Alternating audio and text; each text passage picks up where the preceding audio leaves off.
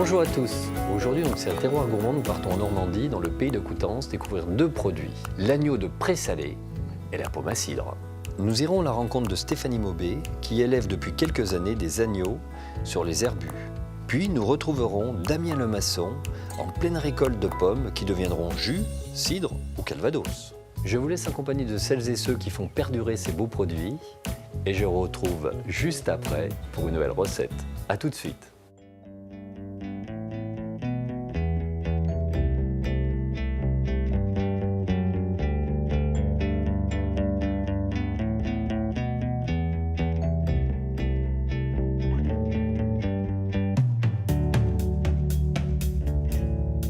Niché au cœur de la péninsule du Cotentin, qui s'étend du Mont-Saint-Michel à la pointe de la Hague, le pays de Coutances est une terre de contraste, une terre de liens aussi. Un trait d'union entre les dunes de sable qui bordent la côte sauvage et les haies végétales qui morcellent le célèbre bocage normand. Ce pays n'est pas qu'un territoire de nature. Du sommet de la cathédrale gothique Notre-Dame de Coutances, plusieurs siècles d'histoire contemplent ces verts pâturages. Tour à tour, terrain de conquête puis de conquérants, cette région a connu l'occupation des Vikings au IXe siècle, mais elle est aussi le berceau de Tancrède de Hauteville, un chevalier dont les fils fondèrent au XIe siècle le royaume de Sicile.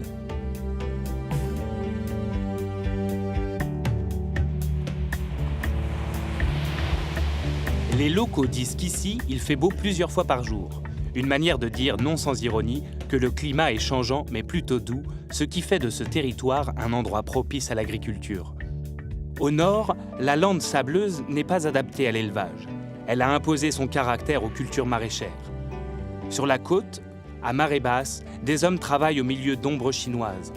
Grâce au fort coefficient de marée, l'ostréiculture a trouvé ici son terrain de prédilection.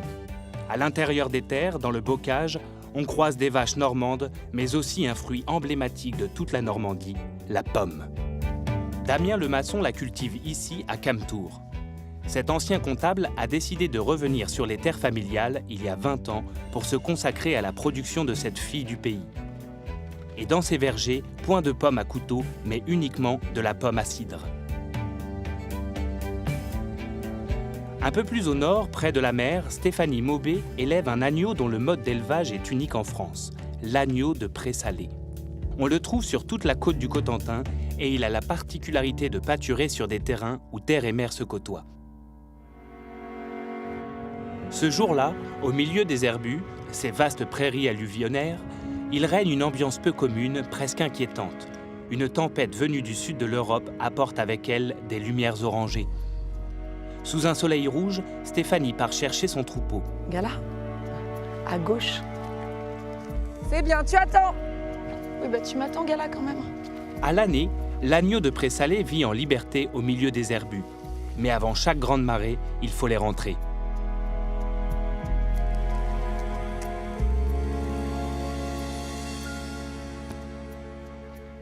Ici, on est sur la zone de pâturage de mon troupeau. C'est une zone qui a l'air d'une paisible prairie, mais qui en fait est submergée par les grandes marées chaque mois. Les petits vestiges qu'il en reste de ces grandes marées, c'est à la fois que de l'eau de mer a été emprisonnée, donc ces jolies petites mares, elles sont pleines d'eau salée. Et la mer, une fois qu'elle se retire, elle laisse plein de petits détritus sur l'herbe. Là, c'est assez rigolo parce qu'on a une touffe d'algues qui date de la dernière marée. Là, on a des petits crabes qui, les pauvres, ont oublié de repartir, donc ils se sont complètement desséchés. Donc un des aspects du métier d'éleveur de Pré-Salé, c'est d'être au courant du calendrier des marées pour pouvoir retirer le troupeau avant chaque marée pour pas que les brebis soient noyées. Puisque sinon, si on était en grande marée, là, je serais sous l'eau jusqu'à là et les brebis seraient noyées. Ces Pré-Salés ne sont pas recouverts d'herbe, mais d'une végétation bien particulière qui a su s'adapter au sel que la mer dépose régulièrement ici. La plante la plus emblématique des Pré-Salés, c'est celle-là. C'est la salicorne. C'est une plante qui a besoin d'être couverte par beaucoup d'eau de mer. Et c'est le cas en fait de toutes les plantes qui poussent sur les présalés. On appelle ça des plantes halophytes. Le fait de brouter ces plantes, c'est ça qui va donner à la viande de l'agneau un goût particulièrement subtil et très recherché. On ne peut pas dire qu'il est iodé ou salé, mais il a une tonalité de goût qui est vraiment très subtile, qui est presque du super agneau. C'est la quintessence, c'est presque l'huile essentielle de l'agneau. Ce super agneau au goût inimitable a toutefois un prix. Son mode d'élevage extensif au milieu des prés salés est complexe, aussi bien pour l'éleveuse, lorsqu'elle doit courir avec son chien derrière les bêtes, que pour les agneaux eux-mêmes. Une des raisons pour lesquelles cet agneau il est si rare et si cher et si recherché, c'est aussi parce que c'est des conditions d'élevage qui sont vraiment difficiles. Moi, je trouve que c'est ça qui fait la beauté de ce type d'élevage, hein, d'être dans des grandes zones très Far West, très sauvages. C'est exaltant du point de vue de l'éleveur. Mais pour les animaux, c'est dangereux, parce que nos animaux peuvent soit s'affaiblir en fait parce que la végétation ne leur suffit pas, soit mourir enlisés dans tout ce relief, dans toute cette vase. Il y a plus de raisons de mourir que de raisons de survivre ici. Et c'est un des paramètres qui fait que arriver à produire un agneau qui soit bien conformé, qui soit bien dans ses baskets, qui soit de super qualité bouchère, c'est un défi d'élevage. L'autre défi, c'est celui du jour. Rentrer le troupeau pour le mettre à l'abri de la grande marée qui approche. Allons-y, Gala. Il n'y a plus qu'une petite rivière à traverser.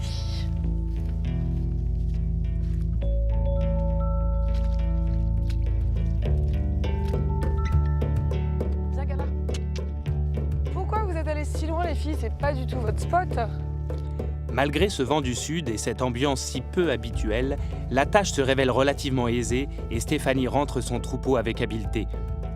La marée va pouvoir reprendre possession des lieux pour quelques jours avant de se retirer et de laisser à nouveau les agneaux paître les herbes salées de ces prairies.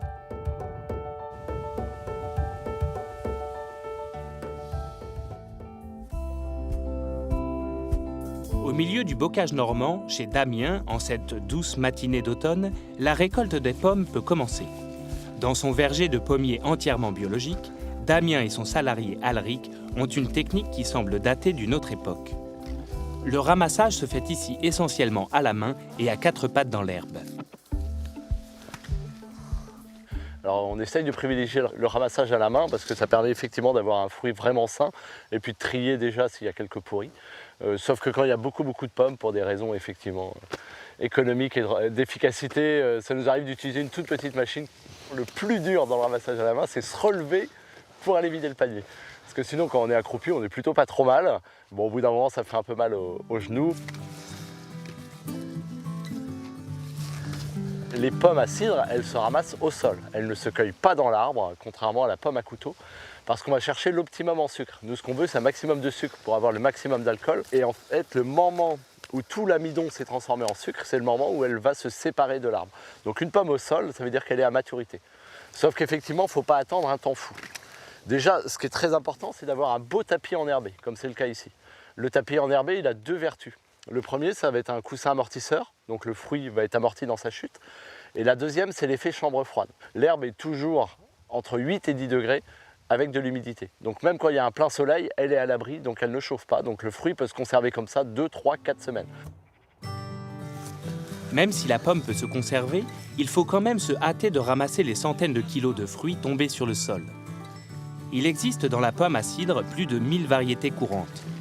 Damien n'en cultive qu'une infime partie, mais il a besoin d'avoir dans ses vergers des types de pommes très différents. Donc là, c'est Cartigny, donc une pomme douce amère, donc c'est très sucré, c'est beaucoup plus sucré que les pommes à couteau, justement parce que tout l'amidon s'est bien transformé en sucre. Et on a effectivement de l'amertume aussi. On partage la pomme à cidre en 4 familles.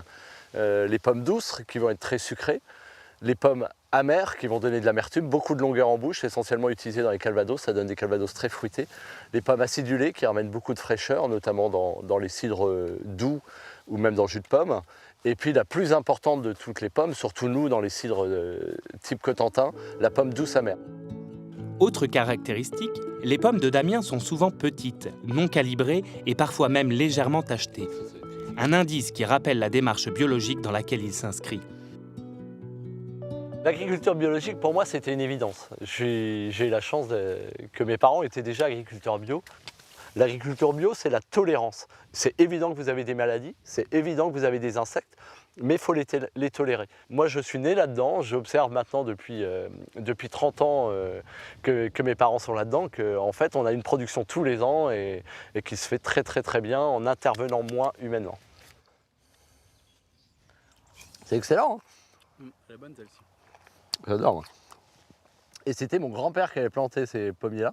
Mais alors, je ne sais pas du tout c'est quoi comme variété, quoi. Mon grand-père est né en 1911, donc il a dû planter ça. Enfin, c'est un verger d'après de la Seconde Guerre mondiale. En reprenant l'exploitation cidricole familiale, Damien continue ainsi de faire vivre les vergers plantés par ses ancêtres, tout en les inscrivant dans une démarche consciente et biologique. Cet héritage familial, Stéphanie n'en bénéficie pas dans l'élevage des agneaux de Pré-Salé. Aussi surprenant que cela puisse paraître, elle n'est pas née ici et n'est pas non plus fille d'agriculteur. Cette pure parisienne qui détestait la campagne gagne un jour un séjour en Normandie et change de carrière. C'est pas que j'aime la campagne maintenant, c'est que j'ai l'impression d'en faire partie. Enfin, je me sens un acteur de la campagne. J'ai peut-être pas de racines généalogiques ici, mais c'est l'endroit où moi j'ai planté mes racines. Plus normande qu'une Normande, la jeune bergère décide de ne pas tomber dans la facilité et fait le choix d'élever des races locales à son installation. Il y a 3 races spécifiques dans la Manche, dont 2 menacées. Ce qui, rien qu'en soi, me paraît déjà intéressant et riche. Donc j'ai choisi la race du Roussin de la Hague, qui est une race qui a fait ses preuves parce qu'il a une tête assez foncée, marron foncé, qui constitue une protection naturelle contre le soleil, les embruns, les rayonnements. Et l'autre race que j'élève, qui est vraiment ma race favorite, c'est le mouton avranchin. Lui, il est très menacé, donc il y a un gros travail pour motiver d'autres éleveurs à en élever et pour le sauvegarder. Et le mouton avranchin, c'est la race historique qu'on trouvait sur les Pré-Salés autour du Mont-Saint-Michel. Et pour faire perdurer cette race qui a presque failli disparaître, Stéphanie se bat. Ce matin, elle a rendez-vous avec une poignée d'autres éleveurs. Tous sont venus avec leur plus beau bélier pour identifier celui qui a le meilleur patrimoine génétique. Apparemment, je vais y arriver toute seule. Hop! Oh, mais il est joli ce petit mouton. C'est vrai? Ces petits béliers, il y en a 9 qui ont été amenés ce matin. Ils vont être élevés ensemble pendant 6 mois avec les mêmes conditions d'élevage. Et quand on va les ressortir de ce centre de sélection, on va pouvoir les comparer sur des critères comparables. Et on verra lesquels ont un vrai bon génétique et lesquels se sont bien développés et lesquels autres se sont moins bien développés et sont moins intéressants pour l'avenir de la race. D'accord, mais c'est vrai Jean-Pierre, tu le trouves bien fait de l'arrière? Il est bien de l'arrière, oui. Oh, merci. Améliorer le patrimoine génétique, éviter une trop grande consanguinité et retrouver toutes les qualités de cette race qui avait fait la réputation de la région, voilà les objectifs. Une des caractéristiques de l'avranchine, c'était de faire une viande qui était excellente, qui était réputée à Paris. Et c'est pour ça que ça a fait la réputation des Pré-Salés. C'était aussi qu'il y avait cette idée que la viande d'avranchine était vraiment excellente. Malheureusement, au sortir de la Deuxième Guerre mondiale, l'agriculture s'est tournée vers des races plus productives et a délaissé ses races historiques. Mais grâce aux efforts de Stéphanie et des autres éleveurs, les Pré-Salés devraient voir revenir de nombreux agneaux au lainage totalement blanc, si caractéristique de l'avranchin. Le fait de préserver une race locale, ça a déjà beaucoup de sens, mais la démarche que moi j'essaie de faire, c'est de la remettre dans les Pré-Salés, puisque c'est un de ses milieux d'origine. Moi, j'envisage pas d'élever du mouton si c'est pas la race locale dans son terroir d'origine. Mon métier n'aurait pas de sens s'il n'y avait pas cette cohésion entre la race, le paysage et le goût, finalement, pour le consommateur dans l'assiette.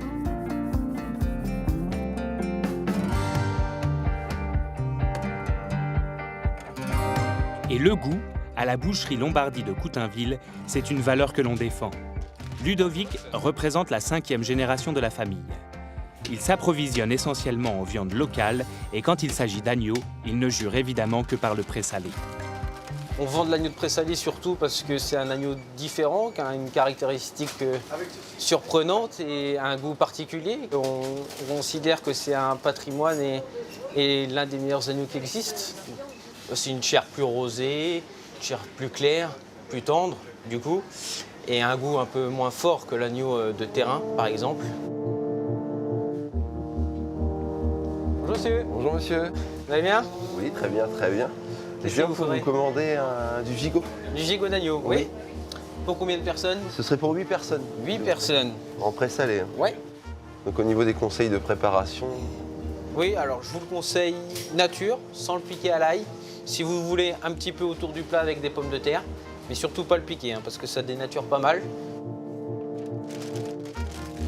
L'agneau de présalé, oui, il a un goût qui est très fin, parce que bon, il y a un arrière-goût de noisette qu'on retrouve, dû à la salinité des herbes qu'il mange. Puis il est moins gras que les autres, donc parce qu'il gambade beaucoup dans ses marais, et c'est ce qui fait tout son charme et son goût.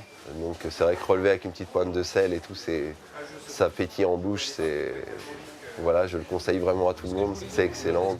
Côtelettes, gigots ou morceaux moins prestigieux comme la poitrine, l'agneau de présalé est ici une tradition toujours bien vivante. Emblème du célèbre repas pascal, l'agneau est particulièrement apprécié lors des repas festifs. Le présalé, c'est une histoire locale. On en mange tous depuis qu'on est enfant. Le dimanche, quand on va chez les grands-parents, c'était toujours le gigot de présalé, souvent avec les flageolets que préparait la grand-mère. Ça, c'est vraiment la chose typique du secteur qui est ancrée en nous. Ancré dans la tête des Normands, ancré aussi dans le paysage. Tout comme les vergers de pommiers. Image d'Épinal de ce pays de Coutances, cher au cœur de Damien le maçon. Au calme de la récolte succède un brouhaha mécanique. Ce matin, Damien s'affaire au pressoir.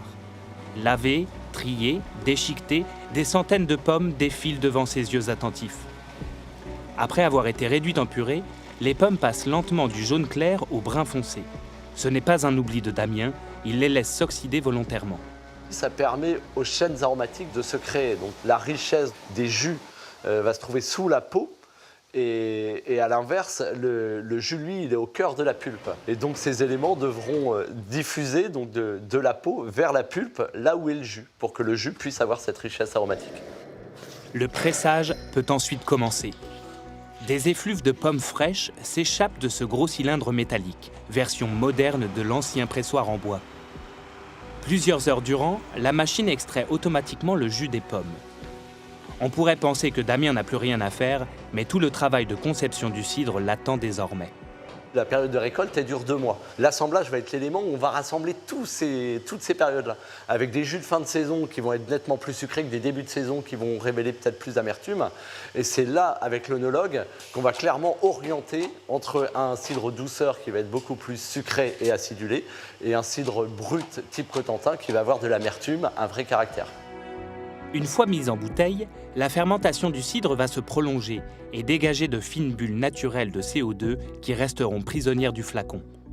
Damien produit 5 sortes de cidre, du jus de pomme, du pommeau, mais le plus précieux des nectars de son domaine, c'est le calvados, le résultat de la distillation du cidre. Ce qu'il faut réaliser dans un fût comme ça qui fait 400 litres de calvados, c'est que ça correspond à 5000 litres de cidre. Et pour faire 5000 litres de cidre, il faut 8 tonnes de pommes. Là, sur celui-ci, c'est un calvados de l'année. Mais là, celui-ci, il a 11 ans.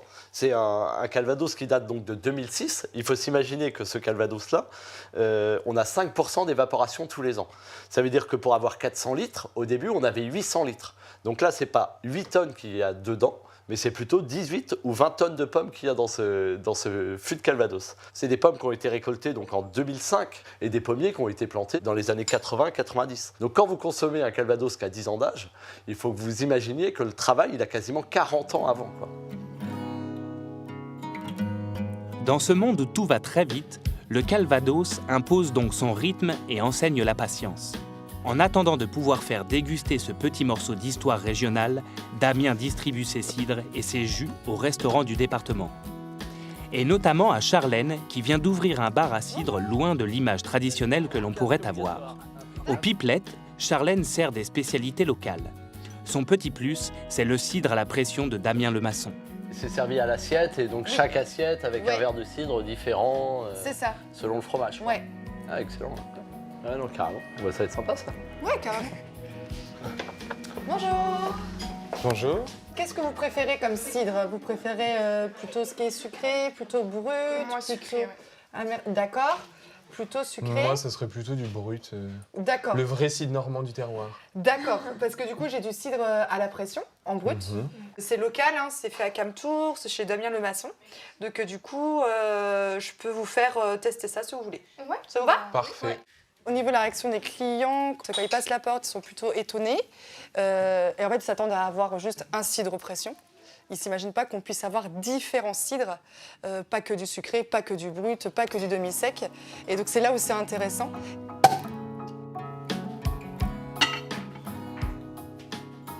Alors, Banoffee Pie, c'est les filles. Particulièrement le cidre pression m'intéressait. Étant consommateur de bière pression, je me suis dit pourquoi pas tenter le changement normand et d'essayer le cidre à la pression. Ouais, ça remplace la bière et du coup, c'est vrai que ça plaît aux hommes et même aux femmes aussi. Hein. Pour manger le midi, c'est top, quoi. Ouais. Comme on n'a pas de bière, on est en Normandie, on a un bar acide. Et puis l'idée de faire ça à la pression, c'est bien. Quand je suis face à mon demi-cidre de pression, moi, je trouve que c'est le terroir. On se sent vraiment en Normandie. On manque plus que le petit café Calva derrière et on est bon. Malheureusement, nul n'est prophète en son pays. Le cidre ici souffre d'une image désuète, trop souvent associée à la boisson quotidienne et peu travaillée que buvaient les grands-parents. Contrairement à ce qu'on pourrait penser, en fait, et malheureusement, ce ne sont pas les Normands qui s'intéressent au cidre, c'est vraiment les étrangers. Certains vont moquer le cidre en étant qu'une pauvre boisson, sans intérêt, faible en alcool, sans goût, enfin... Faut pas s'intéresser à cela, il faut s'intéresser à ceux qui ont compris la richesse du cidre. On a tendance à parler du cidre au singulier, alors qu'on va parler des vins. Okay, et pour moi, on a la même richesse dans les cidres, même si effectivement ils ont tous la même couleur que dans le vin. Sensibiliser le consommateur et lui faire découvrir de nouvelles possibilités, c'est aussi l'une des tâches quotidiennes de Stéphanie. La vente de la viande d'agneau ne lui permettant pas de se dégager un revenu suffisant, elle s'est diversifiée et fait revivre avec Camille, une mercière de Saint-Lô et quelques autres passionnés, une filière locale de production de laine. Ce qui nous a toutes attirées autour de cette idée-là, c'est qu'on avait envie de remettre en place une filière laine dans la région. Donc de retravailler sur l'image de la laine et de la race de mouton avranchin et de pouvoir revaloriser cette laine qui était, il y a très longtemps maintenant, la deuxième meilleure laine de France. Je suis de la région du Mont-Saint-Michel, côté de Beauvoir, et donc je suis interpellé par ce produit-là parce que c'est vachement, c'est doux, c'est... Ah, je suis contente que vous trouviez que c'est doux parce que la plupart des gens trouvent que la vraie laine gratte. Ah bon. Et on est une poignée d'éleveuses et de créatrices textiles, dont Camille, qui a cette boutique, a essayé de relancer la filière laine par le biais des races locales.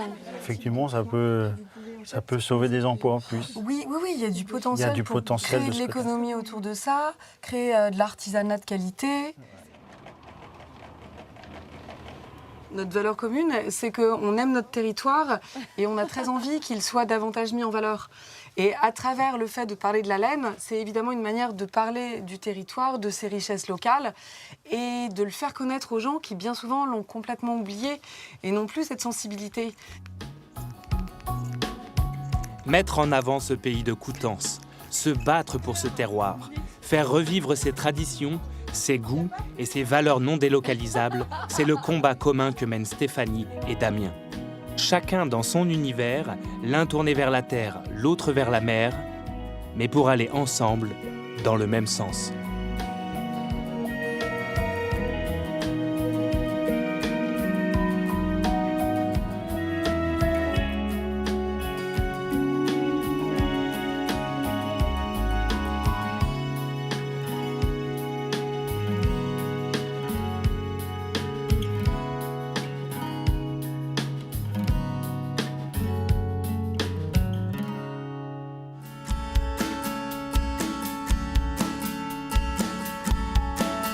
Aujourd'hui, je vous propose des filets d'agneau rôtis, lardés de pommes, fine purée de choux romanesco et spirale de pommes au cidre. Pour réaliser cette recette pour 4 personnes, il vous faudra 4 filets d'agneau dans le carré, une pomme, quelques pousses de betterave, 10 g d'huile d'olive.